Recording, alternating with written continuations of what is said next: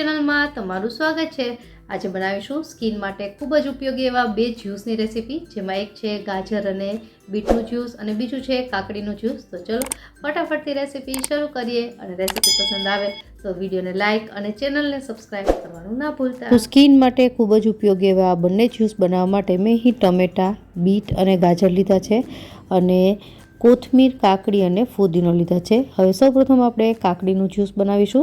તો એની માટે મિક્સર જારમાં આ ત્રણેય વસ્તુ છે ને એડ કરી દઈશું। ત્રણેયનું જે માપ છે એ સરખું જ લેવું। ફુદીનો છે એની ફ્લેવર આ જ્યુસમાં ખૂબ જ સરસ આવતી હોય છે। હવે સ્વાદ પ્રમાણે મીઠું ઉમેરીશું। મેં અહીં અડધી ચમચી જેટલું ઉમેર્યું છે। ત્યારબાદ હાફ ટીસ્પૂન જેટલો સંચળ પાવડર, 1/4 ટીસ્પૂન જેટલો કાળા મરીનો પાવડર અને 2 ટીસ્પૂન જેટલો લીંબુનો રસ।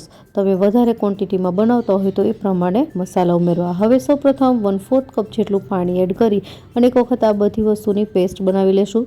તો પેસ્ટ આપણી તૈયાર થઈ ગઈ છે। હવે જ્યુસની કન્સિસ્ટન્સી મેન્ટેન કરવા માટે લગભગ 1 ગ્લાસ જેટલું પાણી ઉમેરવાનું છે અને ફરીથી એને આપણે ગ્રાઇન્ડ કરી લેશું। તો આ મિક્સર છે તૈયાર થઈ ગયું છે। હવે આપણે ગળણીની મદદથી એને ગાળી લેશું અને આ સમયે જો તમને મીઠું અથવા તો લીંબુ છે ઓછું લાગે તો તમે ફરીથી એને એડ કરી શકો। તો એકદમ પરફેક્ટ કન્સિસ્ટન્સીવાળું આપણું આ કાકડીનું જ્યુસ તૈયાર થઈ ગયું છે।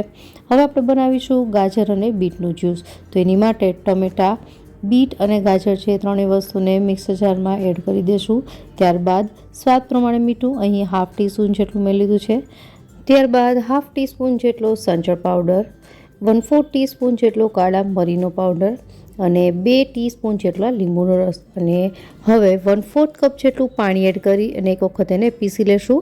એક વખત સરસ રીતે પીસાઈ જાય ત્યારબાદ ફરીથી આપણે આમાં લગભગ 1 ગ્લાસ જેટલું પાણી ઉમેરીશું અને ફરીથી ગ્રાઇન્ડ કરી લેશું। તો આપણું આ ગાજર અને બીટનું જ્યુસ પણ તૈયાર થઈ ગયું છે। હવે આપણે આને પણ ગળણીની મદદથી ગાળી લેવાનું છે અને આ જ્યુસ છે હજી થોડું મને થીક લાગે છે તો મિક્સર જારમાં આપણે અડધો કપ જેટલું પાણી એડ કરી અને એને આમાં ઉમેરી દઈશું।